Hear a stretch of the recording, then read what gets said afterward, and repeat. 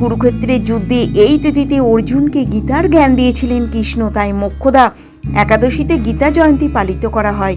গীতার মাধ্যমে ব্যক্তিকে জীবনের সাফল্যর পথ দেখিয়েছেন শ্রীকৃষ্ণ। তার মতে এই সহজ নিয়ম মেনে চলার সব বাধা দূর করে সাফল্য লাভ করতে পারবেন।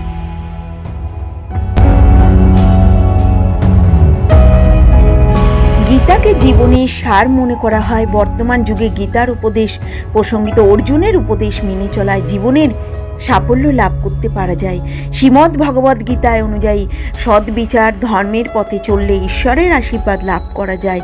জীবনে সাফল্যের লাভে কোনো পথ দেখিয়েছেন ভগবান শ্রীকৃষ্ণ। গীতায় শ্রীকৃষ্ণ বুঝিয়েছেন যে ব্যক্তি কর্ম উপর ব্যক্তির অধিকার রয়েছে, তবে সেই কর্মের ফল কেমন হবে তা কেউ জানে না। ফলের আশা না করে কাজ করো বুদ্ধিমান। আবার অত্যাধিক আসক্ত না হওয়ার